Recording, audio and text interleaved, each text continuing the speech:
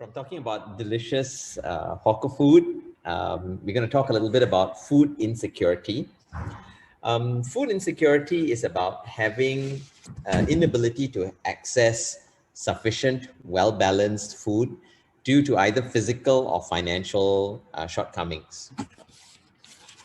And by identifying specific factors that contribute to food insecurity and learning about experiences of people that people have, we may be able to bridge the gap to fill a smoother, more targeted support distribution system so that everyone has enough food.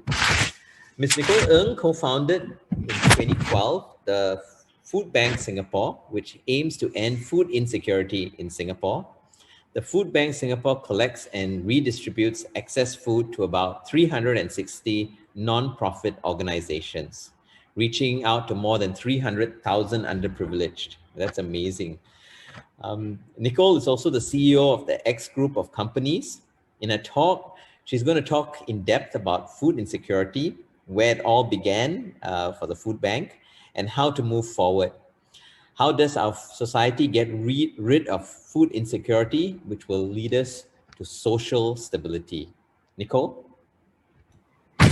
Hi, good afternoon, everyone. After the very yummy presentation, I will try to match up to what Dr. Pte has already presented.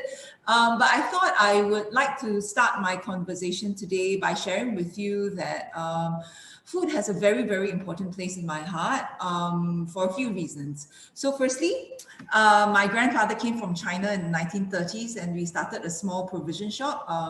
And therefore now I get to serve 5,000 over F&B establishments. So we've been in food distribution business even way before World War II. So we're kind of with the hawker culture in the very early days. I think this is a nice way to start that conversation and link back to what Dr. Pte has actually presented. I truly believe that the way food has been sold and served has actually created a culture that we are in right now, the way that we eat, the way that we dine out, etc. And it has become the lifeline of my family business, having gone through plenty of ups and downs as well, including complete bankruptcy in '97 before I joined university. So we had at some point went through very, very tough times as well, together as a family. So having struggled through putting food on the table sometimes, we decided that if there was in fact any way that we could revive my grandfather's business, my brother and I took it upon ourselves to ensure that we are going to give back to society at some point. Yeah, and therefore, shortly after SARS in 2002-03, my dad, my late father, actually asked me to come back to the family business after I was working in my first job to say that, hey, can you modernize the food distribution business? I wanted to start there because the other reason also is food has a very, very important place in my heart, not because I love to bake, I love to cook. I stepped into the kitchen since I was 2.5. But I actually struggled with eating disorder for more than 30 years. And this is some things that some people might know about me and some doesn't know. I just realized, and I mentioned about this because SGH had a very, very long-standing relationship in my recovery process. You know, so I was constantly at SGH and all that as well for a couple of years for the support group and all that. But I just wanted to use my eating disorder as a starting point as well. A lot of people feel that food is just to fill the tummies. But like most of us regular folk, we eat to feel good. You know, after a long day, you know, I want to reach out to a chocolate. I feel like having a cup of hot cocoa or a Milo dinosaur or something like that. Or I have to start my day with kopi kosong, for example. It just fills a void. It's not just your tummy, right? But it makes you feel good in general. So anyway, on this note, this brings me to my presentation, which I will share and I will go through quickly so all of you get to ask questions. Maybe some of you will be asking, like, you know, why did we even think of starting the food bank in Singapore? Okay, in Singapore, there is no poverty line, there is no minimum wage. And so therefore, compared to other first world countries, it is very, very difficult for us to define actually who are the people that go hungry on a daily basis. So coming from where we are, okay, so firstly, food cost has escalated through the years, that's for sure.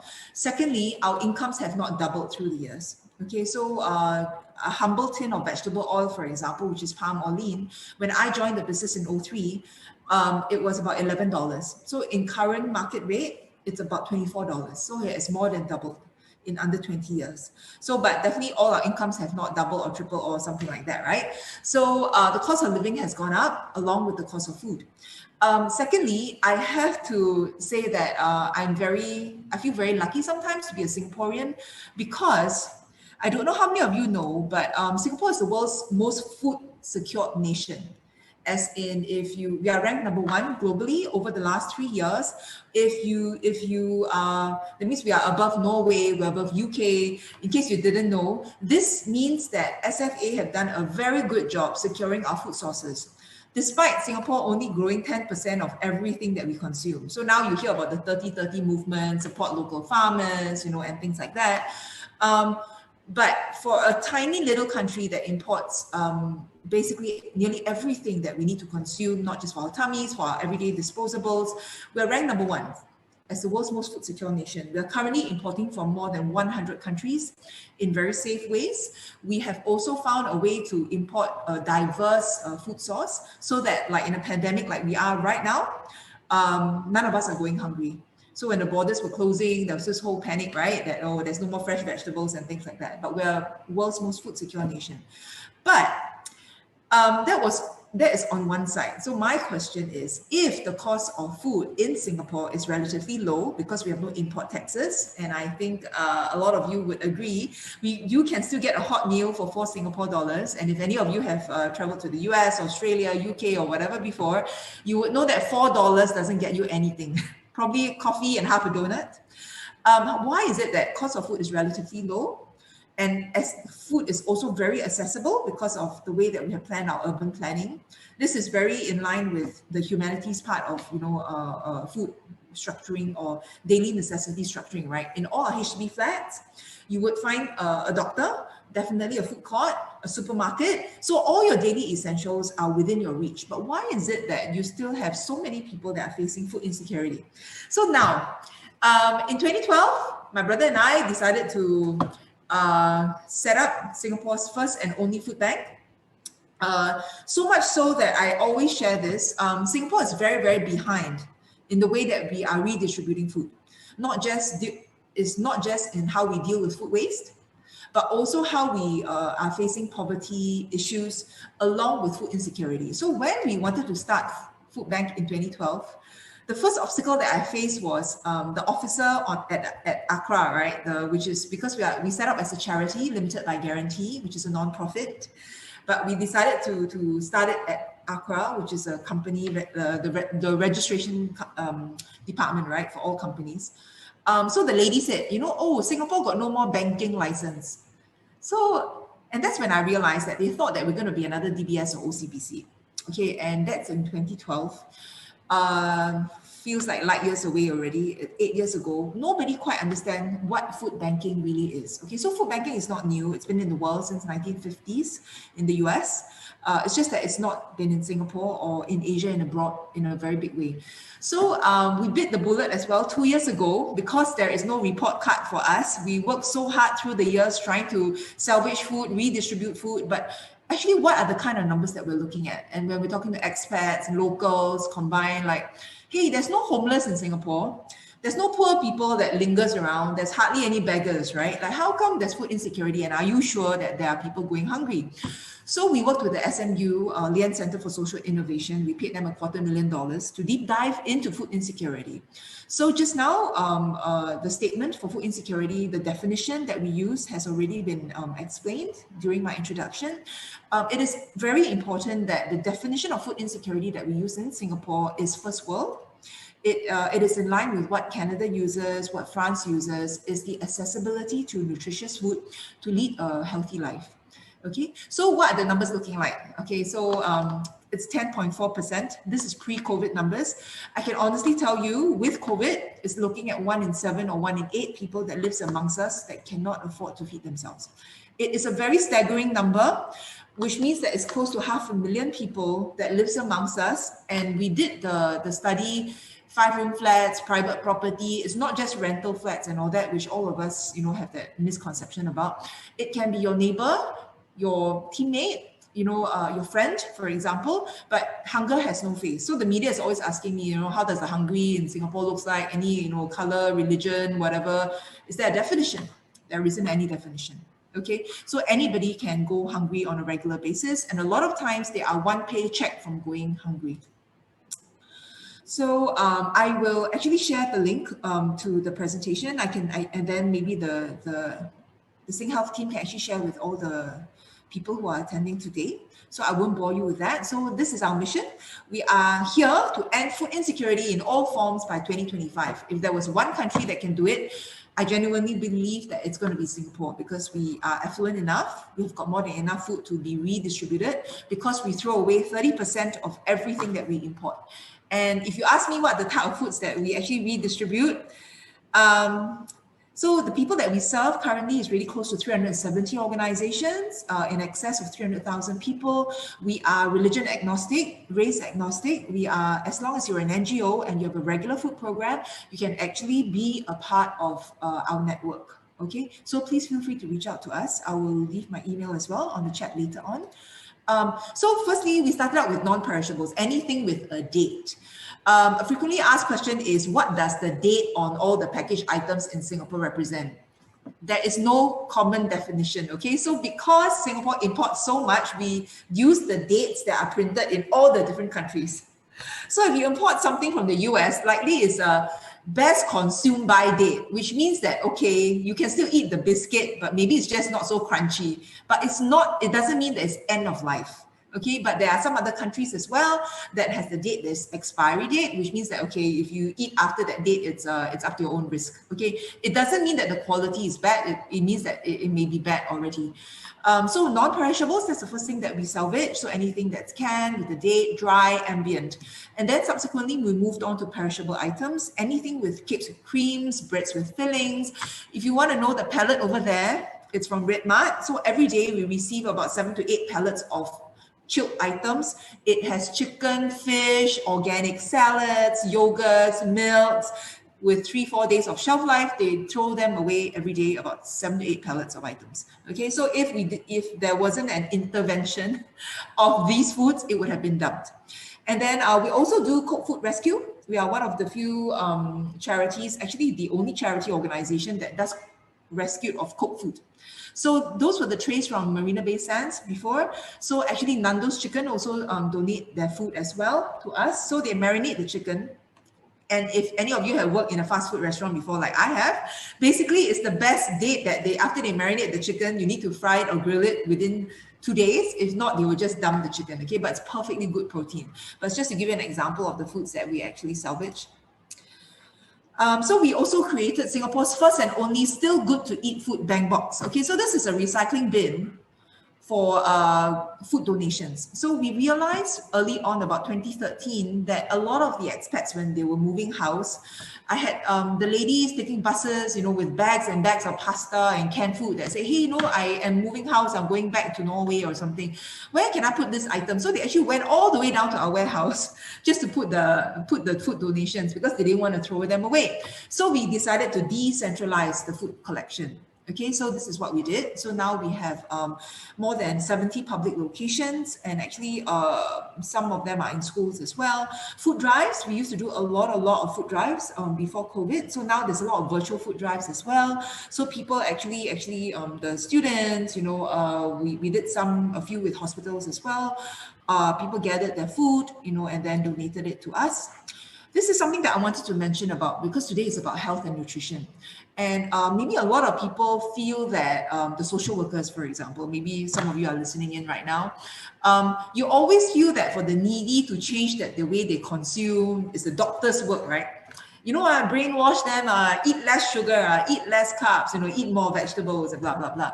But at the food bank, we feel that the way that we can change the way they consume their food is through the donations that we can give. The first people that we need to brainwash is actually the donors. Because actually the donors, they love to donate instant noodles or very unhealthy stuff because they consistently feel that, oh, maybe it's always just plain rice that they eat. You know, they don't donate spreads, they don't donate milks, they don't donate healthier items. In their brains, they just feel that rice, that's it. Or maybe instant noodles.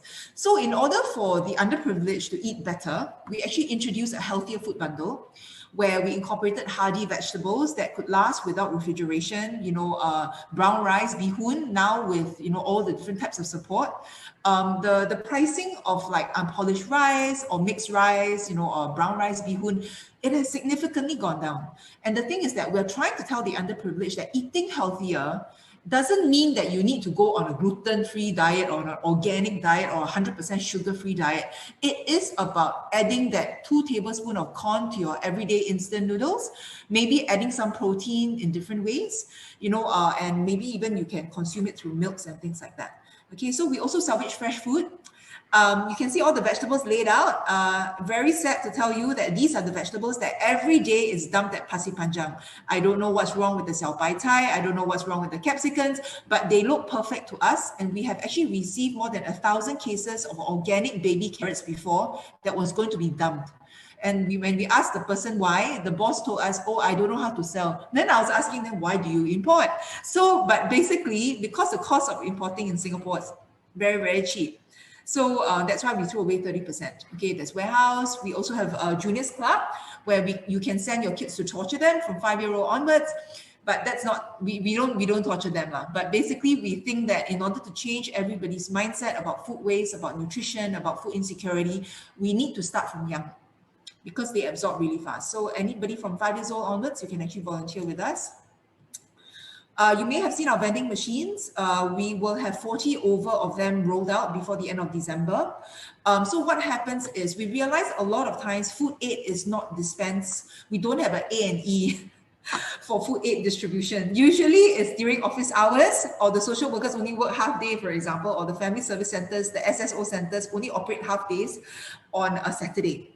But if you are hungry, so let's say if someone ends up in jail, for example, the sole breadwinner, at night, maybe the next day immediately, there's no money at home. So basically they need somewhere where they can get food 24/7. So we decided to do it in a manless way. So we have issued bank cards where we are going to issue out more than 45,000 of these bank cards to the needy population where they can just tap and they have a choice of what they want to redeem.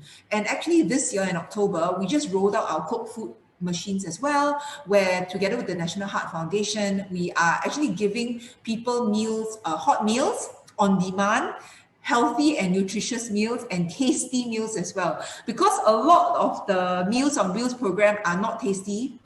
And actually there's a lot of food waste where we already know every day a few hundred packets are thrown away to feed dogs and feed cats. So we wanted to change that. So this is something that we're doing. This Feed the City during the circuit breaker. So actually, we are also very happy to say that we supported a lot of hawker centers as well with our Feed the City program. So we actually carved out a special program just to help the local hawkers, especially those in the CBD area, because they basically were suffering a lot. So what we do is we raise funds and we take the money to support the F&B outlets. And then we bought very yummy meals and then we gave it to the people in need. So instead of asking a soup kitchen to cook the meals, we actually gave them restaurant, hawker, great quality food.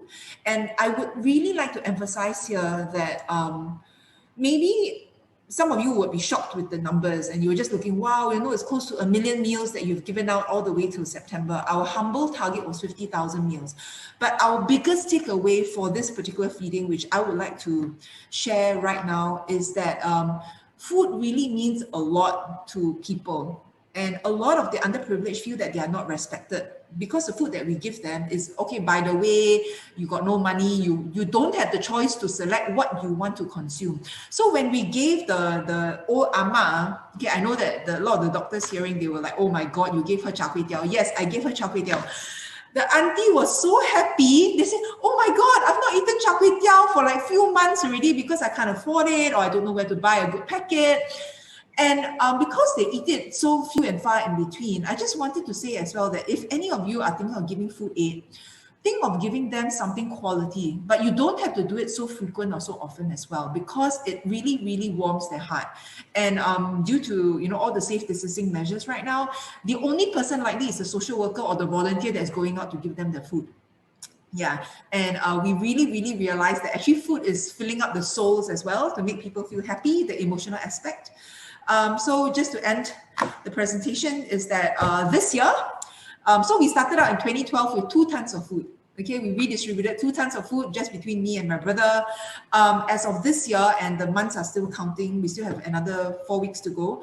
We are looking at 1.4 million kilograms of food that's already distributed this year. So from 2 tons in 2012, 2020, we're hitting or exceeding 1.4 million tons of food. So if you ask me whether there's people in need that requires food and go hungry on a daily basis, I'll tell you yes. And the biggest takeaway from our food insecurity report research is that despite the amount of food and networks that we have in Singapore with so many charity organizations, 80% of the people interviewed said that they don't know where to get food help. And I think this is a very big problem for Singapore in general, especially I've mentioned this to MSF and the ministers as well. There is no communicated way of where food aid is being given. Everyone is just blindly giving. So a lot of the social workers have also written to us, and I think some of them from SingHealth, in fact, they said that, you know, I've got this uncle that stays in this block, but I don't know where to direct him to get help, to get food aid. So next year, 2021, a big program that we're doing, I will end my sharing here. But I will actually tell you that, you know, how do I stop my sharing? Yes, okay. I would like to say that we are putting together Singapore's first feeding directory, not on the hawkers' foods, okay? That one you can go to Dr. Tay's website. But we are actually putting together a national directory of where all the food aid can be gotten, and we'll be sharing with all the doctors, nutritionists, social workers as well. So we will be in touch really, really shortly, first quarter of next year. Yeah. Thank you so much, Nichol, for that sobering lecture in some ways. We can never be grateful enough for how lucky we are. And thank you for the amazing work that Food Bank is doing. There's already one of the participants who wants to contribute. So we'll try and link you up after. Also, thank you for sharing about the eating disorders. That was very brave of you to share what must have been a really tough experience. And, you know, you are living embodiment of what is possible, you know, how far you can come.